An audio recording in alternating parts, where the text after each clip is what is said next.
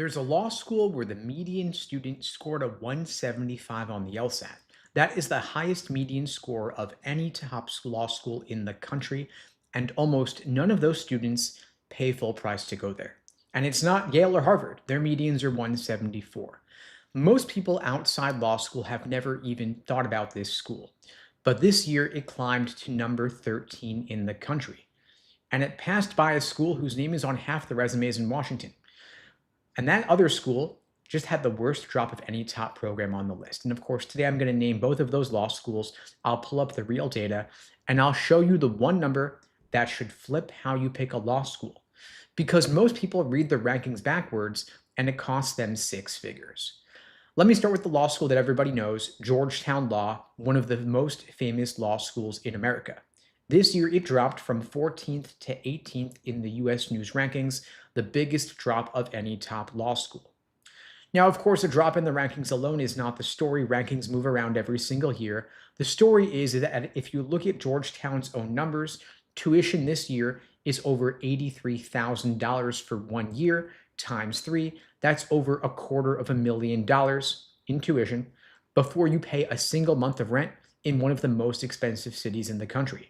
If you add in the living costs in DC, the real number is past $300,000.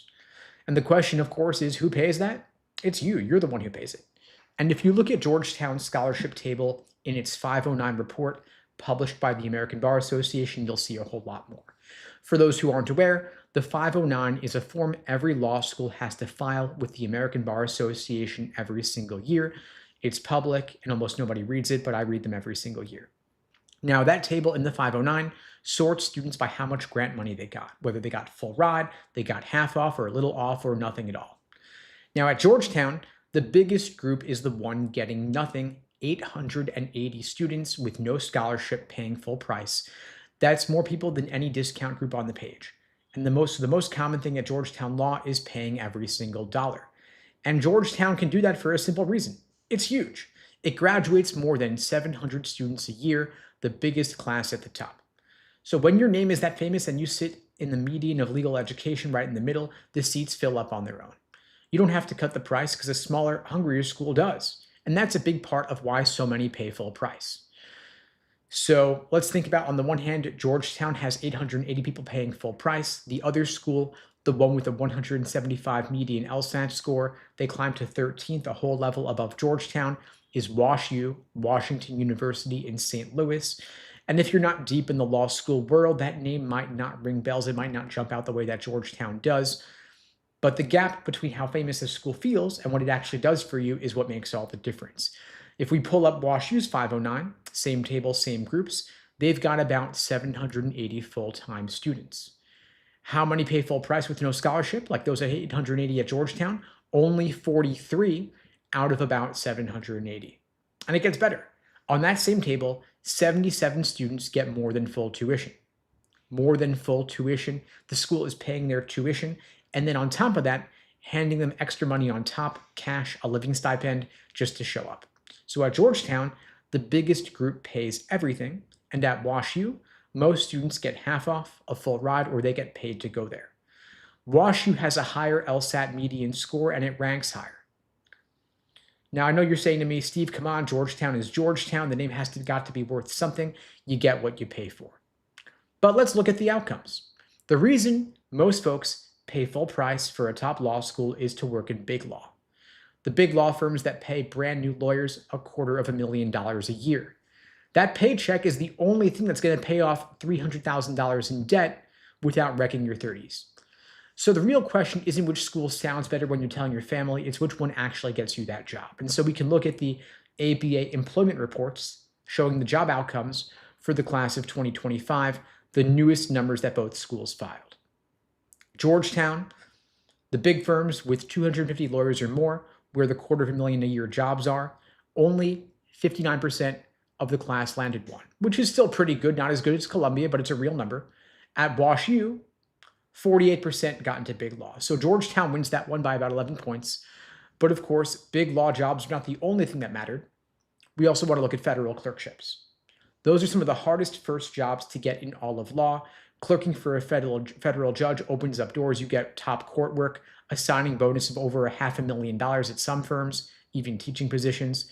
Georgetown put 5% of its class into federal clerkships. In contrast, WashU put almost 12% of its class into federal clerkships, more than double Georgetown in percentage-wise. If you add the two together, the two jobs that really move your career, big firm plus federal clerkship, we've got Georgetown 64%, WashU 59%, 5-point difference after you count everything that matters. Then you've got the simplest number of all. To be a lawyer, you've got to pass the bar exam. And so the ABA also publishes how many grads got a job that actually needs you to pass the bar. And I'm talking a real lawyer job here, not where a law degree simply helps. Georgetown, bar passage rate 92%, WashU 94%. So the cheaper school, the one paying its students, actually has more graduates working as real lawyers. And so, to put it simply, you're choosing between a school ranked 18th, Georgetown, one ranked 13th, WashU. Their results are about 5 points of each other on pretty much everything. On a couple things, the higher ranked, cheaper school wins out. One costs $250,000 in tuition. The other, for a strong applicant, costs almost nothing and actually pays some of its students. So that gap is basically a prestige tax. You pay extra in debt to go to the school with the more famous name to get a pretty similar outcome. And WashU isn't some weird one-off either. We could look at other schools, for example, like Texas. UT Austin ranked 16th this year, also above Georgetown, by the way. If you get in-state tuition, it's about $38,000 a year. And that's the in-state pride, of course. Out of state, it's about $57,000 a year, but that's still way under Georgetown. So a Texas resident pays under $40,000 a year for a school ranked only 2 spots above Georgetown. Now, Texas put 41% into big firms and 14% into federal clerkships. And so their clerkship rate still beat Georgetown's and beat WashU's as well. And 96% of its graduates got real lawyer jobs. And so if we ask ourselves, how did WashU get that 175 median LSAT score? They bought it. They didn't get it by accident. US News changed how it scores schools on a couple of metrics a couple of years ago. It changed its outcomes to focus more on results, including jobs and bar passage rates. But the big thing it still rewards is the LSAT median score of the class that the school brings in. So the median is just that, it's the median, it's the middle. Half the class scored above it, half the class scored below it. And so when a school says their median's a 175, that means half the people they let in beat a 175, and a high LSAT median pulls a school up. And so schools that are outside the top have a pretty straightforward move they've got to make. Find people with high LSAT scores and pay them to choose their school. So every 170 plus score the school can bring in bumps their median up, which bumps the rank up in the US News rankings, which brings in the next year's class. And so WashU, of course, is not engaged in charity when they give students a full ride plus a stipend. Those are the highest scores that WashU could find and convince to choose their school. The scholarship money is what the school invests to be able to put their scores on the 509 report and climb past Georgetown. So WashU is just playing a game. It's a rational actor. And all the schools are stuck in this game. And if the school is willing to pay for high scores, then your move as an applicant is to collect the money based on the score that you can achieve. That's what the schools are essentially bidding on. At a school like WashU, your LSAT score makes the difference between paying half tuition and getting paid to attend. And over 3 years, that's 6 figures. It could be more than the down payment on a house. So don't worry that you're not good enough to get in.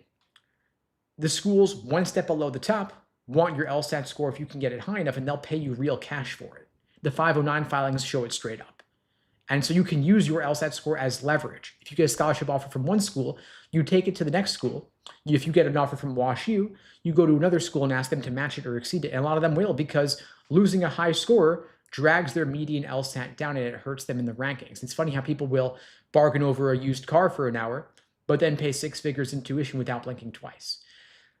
It's worth negotiating your scholarships. It's the easiest money you'll ever make given the cost of law school, given what you're paying in tuition. And of course, I teach the LSAT for a living, so take what I say with a grain of salt, but look at the numbers for yourself in the ABA 509 reports.